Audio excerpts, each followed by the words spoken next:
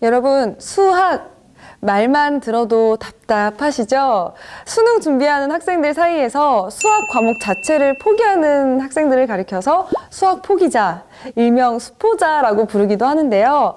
아직 수학 포기하지 마세요. 수학을 쉽게 공부할 수 있는 새로운 방법이 있습니다. 함께 보시죠. 초등학생의 35%, 중학생의 45%, 고등학생은 무려 반 이상인 60%가 포기한 이것! 무엇일까요? 바로 수학입니다. 수학을 포기한 사람이라는 뜻으로 수포자라는 신조어까지 있을 정도인데요.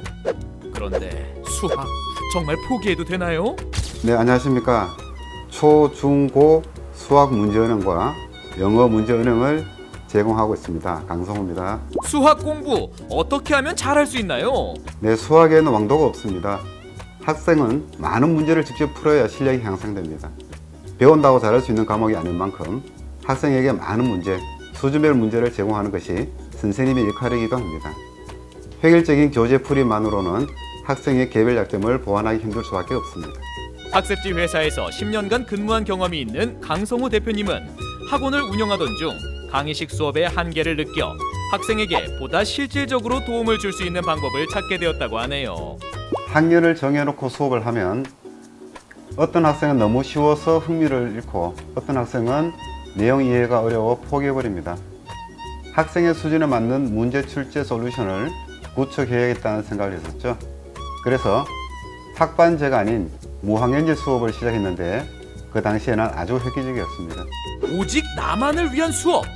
정말 가능한가요? 출제 마법사에서 학년을 선택하고 그에 맞는 단어를 선택한 다음에 문제수를 지정을 하시고 학생들에게 문제를 풀어서 채점된 문제는 그 학생의 틀린 오답만을 별도로 출제할 수가 있어요. 학생들과 선생님들의 마음을 사로잡은 비결 무엇인가요? 저희 프로그램의 가장 큰 장점은 선생님들이 채점에 부담이 없다는 것이 가장 컸습니다. 문제를 푼 후 채점을 하고 성적 인정을 해야 되는데 저희는 학생이 즉시 셀프 채점을 할 수 있으니까 선생님들은 학생의 오답에 대한 첨삭 지도에만 전념하실 수가 있습니다.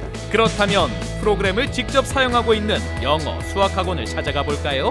그런데 선생님, 지금 뭐 하고 계신 건가요?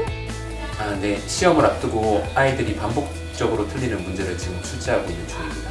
이제 여기 전산상에 다 남아 있기 때문에 저희는 이제 틀리는 문제를 클릭만 해서 이제 간편하게 출제를 할 수 있습니다. 일일이 찾아보고 정리하지 않아도 프로그램이 알아서 다 해주니까 선생님은 학생에게 더욱 신경 써줄 수 있고 학생은 자신에게 필요한 문제만 집중적으로 풀 수 있으니까 성적도 쑥쑥 오르겠는데요? 공부를 하고 있는 학생들은 어떤지 만나볼까요? 학교에서 애들 수업 가르치는 선생님이 기업가 되고 싶어요. 아직 없어요. 잘하는 거는 영어예요. 전 영어요. 수학. 수업 싫어해요. 성적이 잘 나와서 좋은데 그렇다고 딱히 재밌는 건 좋은 건 수학이 더 좋은 것 같아요. 좋아요. 성적도 잘 안 나오고 어려워서 답이 딱 떨어져서 그냥 재밌어. 나중에 커서 잘 되려고. 나중에 내가 원하는 직장을 가기 위해서. 시험을 치려고 배우겠죠. 친구들, 공부하느라 많이 힘들죠? 수학 공부 열심히 해서 원하는 꿈 꼭 이루길 응원할게요. 깜짝 코너! 선생님 질문 있어요!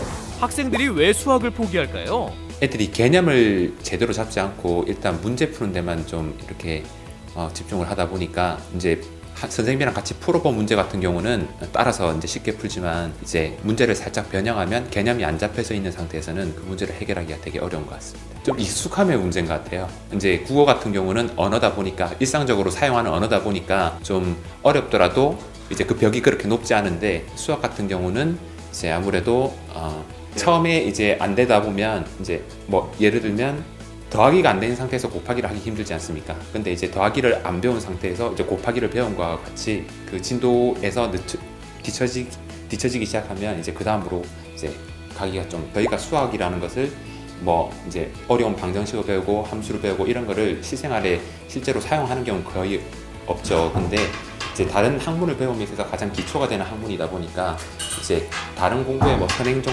선행이 될 수도 있을 테고 네, 그리고 이제 뭐 저희가 문과, 이과 이렇게 나눠서 진로가 이렇게 나뉘지 않습니까? 근데 이제 뭐 문과계를 가더라도 뭐 경제학에서도 수학이 쓰이기 나름이고, 그래서 여러 학문의 기초가 되기 때문에 그렇게 네, 배워야 된다고 생각하고 있습니다.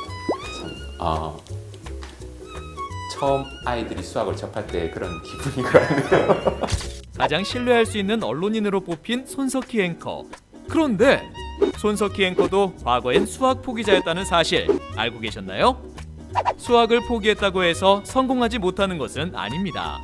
그러나 수학을 못하는 것 때문에 우리 친구들이 스트레스를 받고 있다면 포기하기 전에 어려운 공부가 쉬워질 수 있도록 학생 개개인을 위한 맞춤 수학 문제를 만나보세요.